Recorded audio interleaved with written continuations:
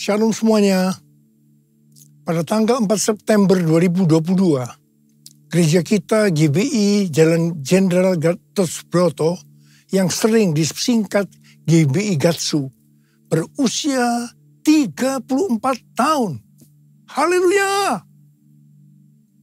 Tanggal 4 September 1988, kebaktian pertama dimulai di Karsa Pemuda dengan jumlah jemaat sekitar 400 orang.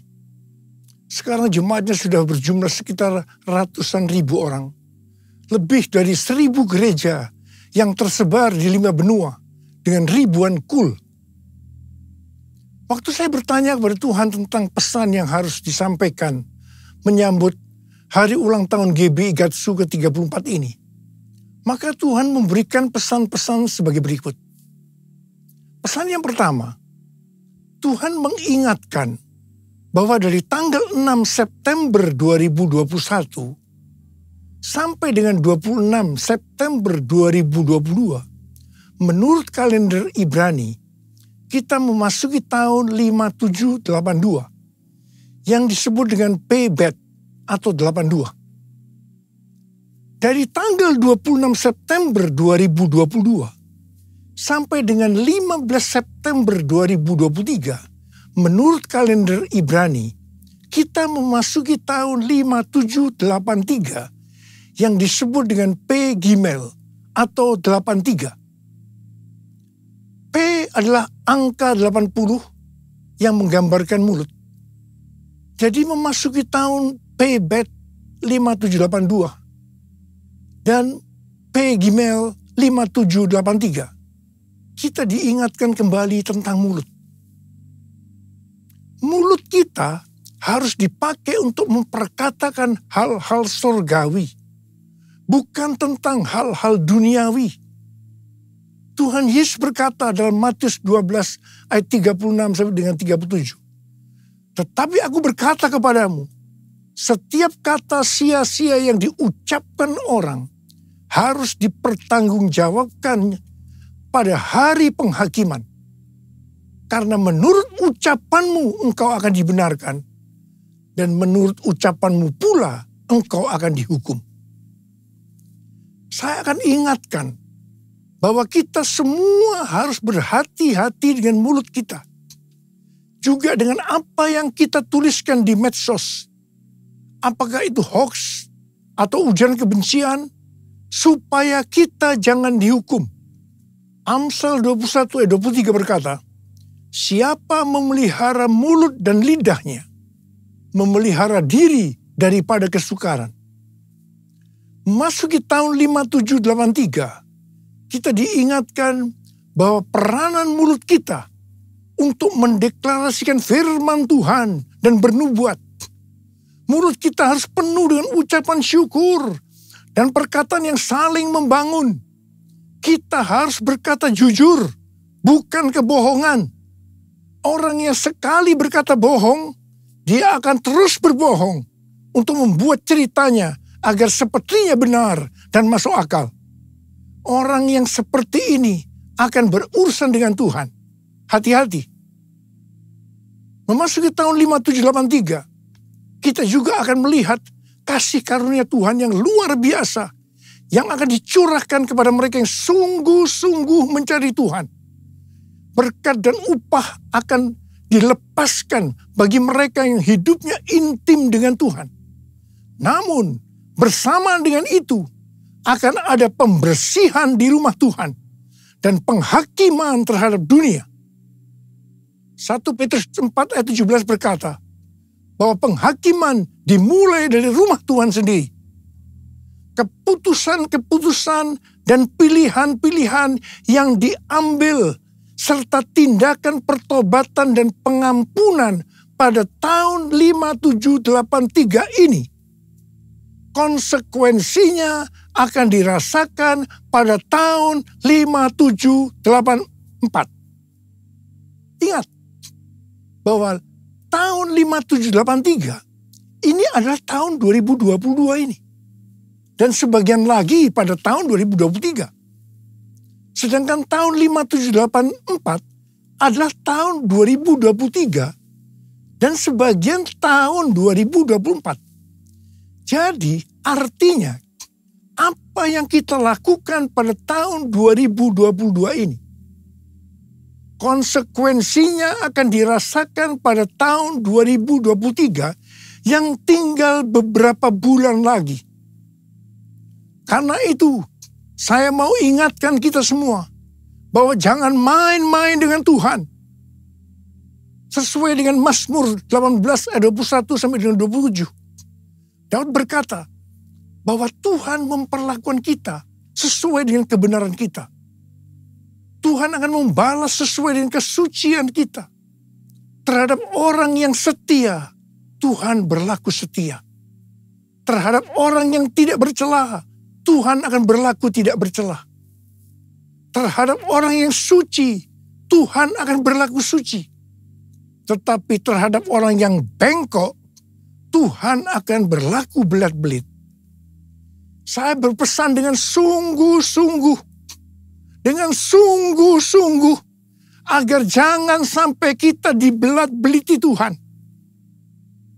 Kita sering memperkatakan sesuai dengan 1 Korintus 2 ayat 9 yang berkata, apa yang belum pernah kita lihat, apa yang belum pernah kita dengar, apa yang belum pernah timbul dalam hati, semua disediakan bagi orang yang mengasihi Dia. Tetapi jangan lupa, firman Tuhan di dalam Ibrani 10 ayat 30-31 yang berkata, sebab kita mengenal Dia yang berkata, pembalasan adalah hakku. Akulah yang akan menuntut pembalasan. Dan lagi, Tuhan akan menghakimi umatnya. Ngeri benar kalau sampai jatuh ke dalam tangan Allah yang hidup. Dan ini juga akan terjadi kepada orang-orang yang bengkok, yang dibelat-beliti Tuhan. Sesuatu yang mengerikan akan terjadi dan dialami. Saudara, saya akan memberikan satu gambaran kepada saudara apa yang disebut dengan kengerian yang Tuhan berikan kepada orang yang bengkok, yang dibelat-beliti Tuhan. Orang itu akan mengalami apa yang belum pernah dia pikirkan, belum pernah dia lihat, belum pernah timbul dalam hati. Dia akan mengalami kengerian seperti itu. Sekali lagi, saya mau katakan kepada saudara, jangan main-main dengan Tuhan. Hari-hari ini, api pemurnian Tuhan sedang turun. Kau saja yang suci, Kau saja yang layak, Kau layak terima glori. Yesus Kau Tuhan, Kau saja yang suci, Kau saja yang layak, Kau layak terima glori. Hanya Kau Tuhan. Pesan yang kedua untuk memasuki hari ulang tahun Gatsu ke-34. Tuhan mengingatkan kepada saya tentang apa yang Dia pernah pesankan pada hari ulang tahun saya yang ke-73 yang lalu. Di Markus 4 ayat 29 yang berkata, sebab musim menuai sudah tiba. Sebab musim menuai sudah tiba. Memasuki musim menuai ini, Tuhan memberikan pesan dari Lukas 12 ayat 1 sampai dengan 5. Di mana perikopnya berkata bahwa ini merupakan pelajaran khusus bagi murid-muridnya. Yaitu saudara dan saya yang menjadi murid-muridnya. Lukas 12 ayat 1 sampai dengan 5 berkata, sementara itu beribu-ribu orang banyak telah berkerumun, sehingga mereka berdesak-desakan. Lalu Yesus mulai mengajar, pertama-tama kepada murid-muridnya, katanya, waspadalah terhadap ragi, yaitu kemunafikan orang Farisi. Tidak ada sesuatu pun yang tertutup, yang tidak akan dibuka, dan tidak ada sesuatu pun yang tersembunyi, yang tidak akan diketahui. Karena itu apa yang kamu katakan dalam gelap akan kedengaran dalam terang. Dan apa yang kamu bisikkan ke telinga di dalam kamar akan diberitakan dari atas atap rumah. Aku berkata kepadamu, hai sahabat-sahabatku, janganlah kamu takut terhadap mereka yang dapat membunuh tubuh dan kemudian tidak dapat berbuat apa-apa lagi. Aku akan menunjukkan kepada kamu siapakah yang harus kamu takuti. Takutilah dia yang setelah membunuh mempunyai kuasa untuk melemparkan orang ke dalam neraka. Sesungguhnya aku berkata kepadamu, takutilah dia. Di sini Tuhan mengingatkan kita sebagai murid-muridnya. Yang pertama, jangan berlaku munafik.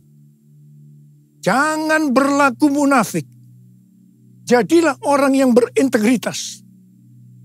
Dan yang kedua, segala kemunafikan akan dibuka oleh Tuhan. Tidak ada sesuatu pun yang tertutup yang tidak akan dibuka. Dan tidak ada sesuatu pun yang tersembunyi yang tidak diketahui. Karena itu apa yang kamu katakan dalam gelap akan kedengaran dalam terang. Dan apa yang kamu bisikkan ke telinga di dalam kamar akan diberitakan dari atas atap rumah. Dan hal yang ketiga, Tuhan berkata, jangan takut kepada manusia yang hanya dapat membunuh tubuh, kemudian tidak dapat berbuat apa-apa lagi. Tetapi kita harus takut kepada Tuhan. Sebab Tuhan dapat membunuh dan setelah itu mempunyai kuasa untuk melemparkan orang ke dalam neraka. Terus terang saya mau berkata kepada saudara, kadang-kadang saya heran melihat orang yang tidak jujur kepada Tuhan. Meskipun dia mengatakan bahwa dia seorang murid, apa mereka tidak tahu bahwa apa saja yang kita perbuat, meskipun tersembunyi, bahkan apa yang kita pikirkan, Tuhan mengetahuinya. Sekali lagi saya mau berpesan kepada kita semua. Jangan main-main dengan Tuhan. Jangan main-main dengan Tuhan. Sehari setelah Tuhan berbicara kepada saya tentang Lukas 12 ayat 1 sampai dengan 5 ini, saya mendapatkan tayangan YouTube yang berisi pesan Tuhan untuk tahun 5783 dari Seth Roth dan Rabbi Felix Halpern. Seth Roth adalah host dari acara It's Supernatural yang banyak dikenal orang. Sedangkan Rabbi Felix Halpern adalah seorang nabi Yahudi Mesianik yang akurat, yang pernah dinyatakan meninggal secara medis, pernah melihat sorga dan hidup kembali. Dalam wawancaranya dengan Seth Roth, Rabbi Halpern membagikan penglihatannya tentang tahun 5783. Dia melihat selubung-selubung akan dirobek. Sang singa akan merobek-robek selubung untuk menyingkapkan apa yang tersembunyi. Ini adalah tahun untuk memilih. Maka kuasa Allah akan menyingkapkan apa yang dilakukan oleh pemerintah-pemerintah di udara, yaitu kuasa-kuasa kegelapan. Tuhan berkata, umatku akan melihat ilah-ilah di balik aborsi, ilah-ilah di balik LGBT, ilah-ilah di balik struktur politik, dan ilah-ilah di balik perdagangan. Tahun 5783 adalah tahun di mana umatku menjadi lebih tajam memahami dan terbuka untuk melahirkan hal-hal baru. Selubung-selubung yang ada dari 7 gunung, arts and entertainment, seni dan hiburan, business, church, gereja, development of the poor, pelayanan kepada orang-orang miskin, education, pendidikan, family, keluarga, government, pemerintahan akan disingkapkan oleh Tuhan. Di tahun 5783 ini, keluarga, gereja, dan pemerintah akan menertibkan rumah tangga mereka Ini adalah tahun untuk bergerak maju. Perhatikan dan fahami apa yang akan aku tunjukkan sehingga kamu dapat memilih kata Tuhan. Dan Tuhan berkata, banyak yang telah keluar atau menyimpang dari posisi mereka dalam pelayanan mereka dalam kerajaan Allah. Tuhan berkata, apa yang kamu perbuat di tahun 5783 atau di tahun 2022 ini, konsekuensinya akan dialami di tahun 5784 atau tahun 2023 yang tinggal beberapa bulan lagi. Karena itu tahun 5783 atau tahun 2022 ini adalah waktunya untuk bertobat dari dosa yang tersembunyi. Ku mau hidup seturut kehendak Tuhan, ku mau memberi semua yang ku dapat berikan. Ku mau cinta kau lebih dari semua. Ku tak dapat membalas kasih-Mu. Ku tak dapat membalas kasih-Mu. Ku tak dapat membalas kasih-Mu.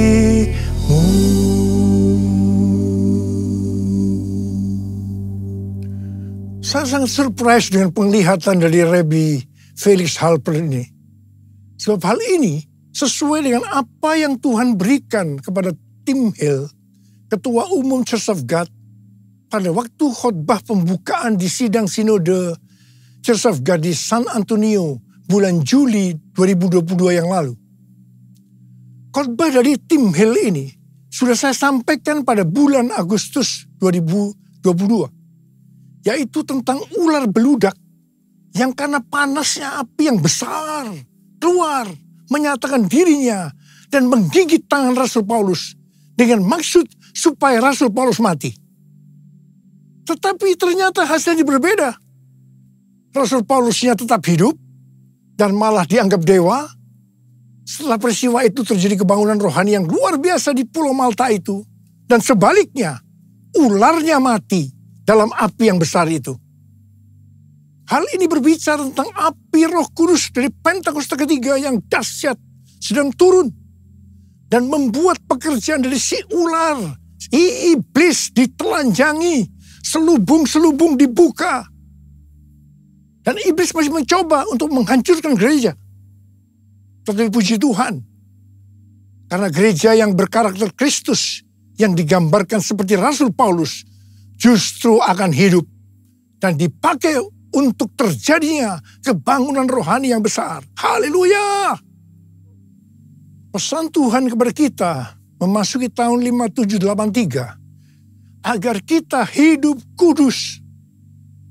Ibrani 12 ayat 14 berkata, sebab tanpa kekudusan tidak seorang pun akan melihat Tuhan. Perintah ini diikuti dengan peringatan dalam ayat 16-nya yang berbunyi, janganlah ada orang yang menjadi cabul atau yang mempunyai nafsu yang rendah seperti Esau. Kata cabul di sini adalah tindakan amoral. Janganlah ada orang yang menjadi amoral. Nabi Yesaya dalam Yesaya 6 ayat 5 berkata, lalu kataku, celakalah aku binasa, sebab aku ini seorang yang najis bibir, dan aku tinggal di tengah-tengah bangsa yang najis bibir. Namun mataku telah melihat Sang Raja, yakni Tuhan semesta alam. Ketika melihat Allah, di hadapan kekudusan Allah, Nabi Yesaya langsung menyadari bahwa ia najis. Khususnya dalam hal mulut. Mungkin selama ini mulutnya dipakai untuk memperkatakan hal-hal yang tidak berkenan kepada Tuhan. Berbohong dianggap hal yang biasa. Apa yang dilakukan oleh Nabi Yesaya? dia bertobat dan minta ampun.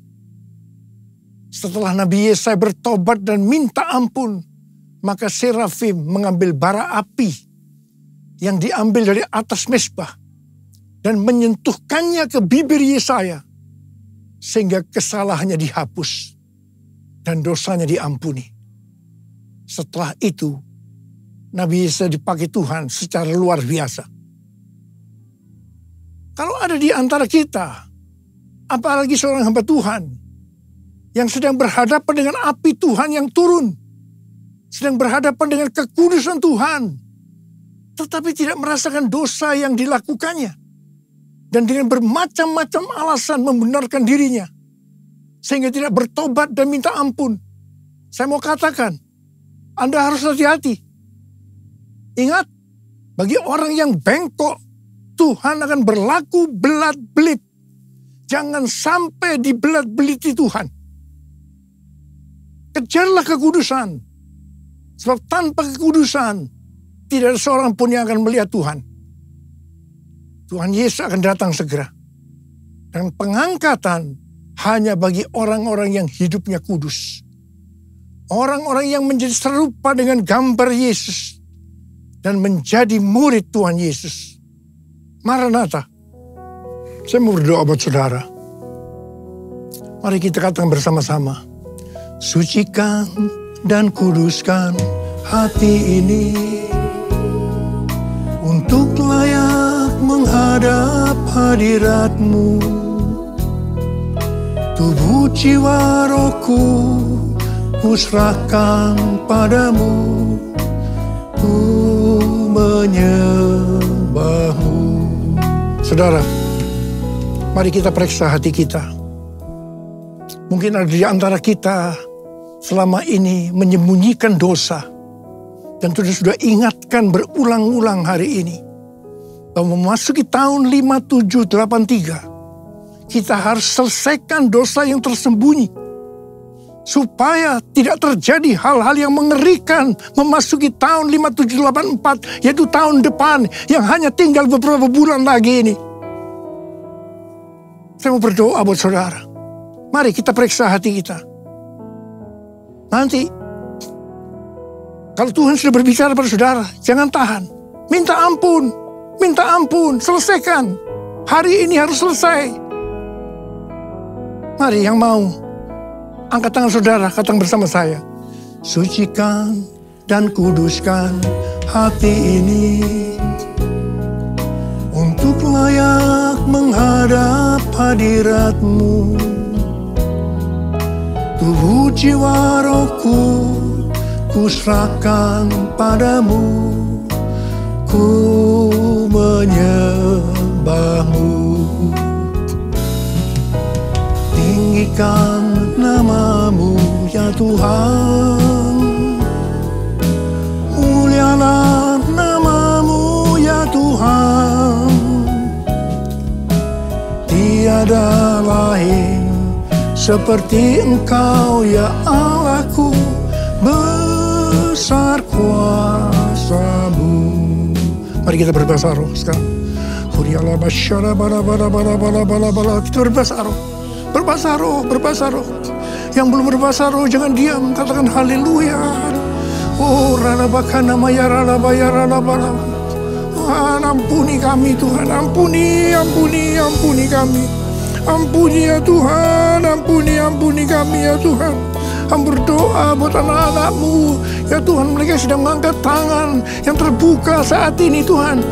Dosa yang tersembunyi mereka selesaikan hari ini ya Tuhan. Dan Kau akan mengampuni mereka, Kau akan mengampuni, Kau akan menyembuhkan mereka dari sakit mereka. Mujizat terjadi dalam nama Yesus, dalam nama Yesus. Terima kasih Tuhan, terima kasih Apa, terima kasih.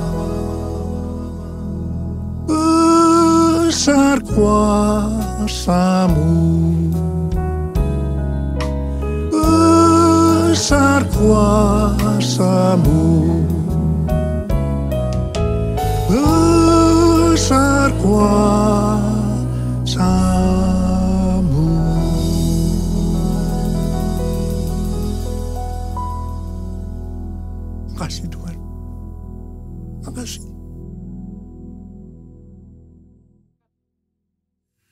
Mari saudara-saudara, kita akan masuk dalam perjamuan kudus. Kita akan mengingat ayat ini. Sebab setiap kali kamu makan roti ini dan minum cawan ini, kamu memberitakan kematian Tuhan sampai Ia datang. Perjamuan kudus adalah perjamuan Tuhan Yesus sendiri. Setiap kali kita masuk dalam perjamuan kudus, Tuhan Yesus selalu berkata, biarlah ini menjadi peringatan akan daku. Biarlah ini menjadi peringatan akan daku. Karena itu, mari kita tundukkan kepala. Arahkan hati kita kepada kebaikan Tuhan. Mengingat kebaikan Tuhan. Supaya kita lebih mengasihi Tuhan Yesus. Kita lebih mengasihi satu dengan yang lain. Bapa, siapakah kami sebelum kami mengenal Engkau? Kami semua orang berdosa. Upah dosa adalah maut, mati. Tapi Engkau yang tidak berdosa telah dijadikan dosa oleh karena kami. Engkau harus turun dari sorga mulia, mati ganti kami dengan penderitaan yang luar biasa. Sungguh kalau kami pikirkan betapa baiknya Engkau ya Tuhan. Engkau jadikan kami sebagai anak-anak-Mu. Engkau tuntun, Engkau bela, Engkau lindungi. Engkau sembuhkan kami, Engkau ajari kami, Engkau tegur kalau kami salah. Kalau kami salah juga dihajar oleh Tuhan. Itu Engkau ya Abah. Itu Engkau. Tuhan, terima kasih. Tuhan akan memberkati kita semua melalui perjamuan kudus. Tapi Tuhan mau kita makan dan minum dengan cara yang benar. Mari, sekali lagi, dalam perjamuan kudus ini, buka hati kita. Terbuka di hadapan Tuhan. Biarlah Dia berbicara. Kalau Dia mengingatkan dosa-dosa yang tersembunyi, yang selama ini kita sembunyikan. Ayo sekali lagi, kita minta ampun. Kita minta ampun. Ampuni saya Tuhan, ampuni Tuhan, ampuni. Ampuni ya Tuhan, ampuni. Kau lihat anak-anak-Mu yang sedang minta ampun kepada-Mu Tuhan. Ampuni kami semua ya Tuhan, ampuni. Makasih Abah. Kami akan masuk dalam perjamuan kudus dengan hati yang penuh ucapan syukur. Dalam nama Yesus. Amin.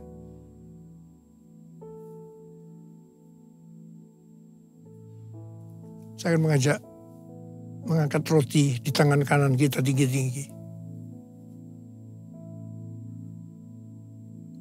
Sebab apa yang telah kuteruskan kepadamu telah aku terima dari Tuhan. Yaitu bahwa Tuhan Yesus pada malam waktu Ia diserahkan mengambil roti. Dan sesudah itu Ia mengucap syukur atasnya. Ia memecah-mecahkannya dan berkata, inilah tubuhku yang diserahkan bagi kamu. Perbuatlah ini menjadi peringatan akan aku. Saudara dikasih Tuhan, bukankah roti yang kita pecah-pecahkan ini adalah persekutuan kita dengan tubuh Kristus? Mari kita makan dalam nama Yesus.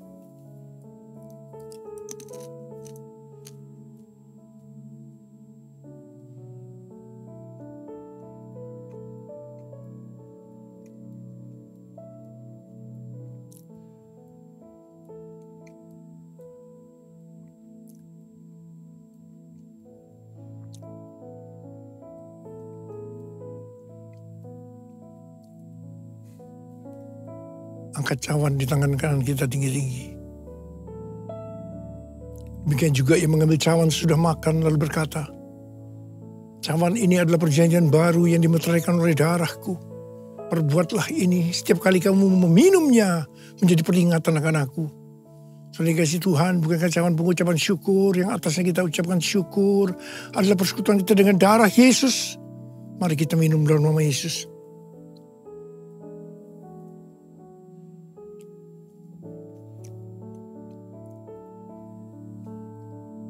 Angkat tangan kita di hadapan Tuhan. Ucapkan syukur dan terima kasih dengan suara. Jangan diam. Tuhan, terima kasih ya Tuhan. Terima kasih ya Tuhan. Kami bersyukur, kami bersyukur. Kami bersyukur ya Tuhan. Kami bersyukur ya Tuhan. Urarabasyarala barakana matakarab. Oh, bara bara bara bara bara bara bara. Ya Aba, ya Aba, ya Aba, ya Aba, ya Aba, ya Aba.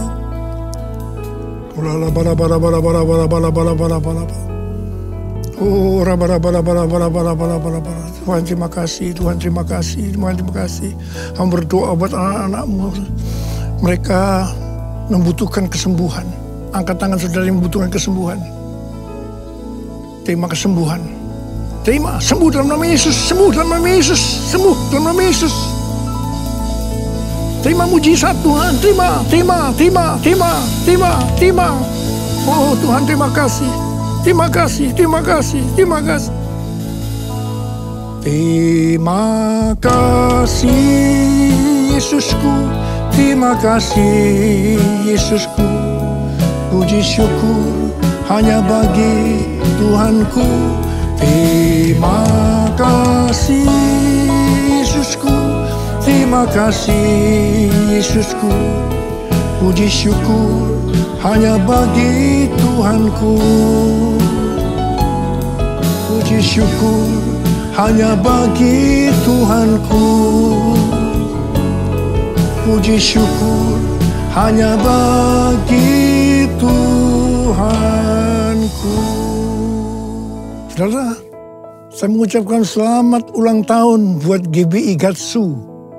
Ulang tahun yang ke-34. Tuhan Yesus memberkati kita semua. Berlimpah. Katakan amin. Mari, angkat tangan saudara. Terimalah berkat Tuhan. Kasih karunia yang berlimpah-limpah daripada Allah Bapa dalam Anak yang tunggal Yesus Kristus. Persekutuan yang manis dengan Roh Kudus menyertai saudara sekalian mulai hari ini. Sampai Tuhan Yesus datang menjemput kita di awan-awan dan bahkan sampai selama-lamanya. Yang percaya bersama-sama katakan amin.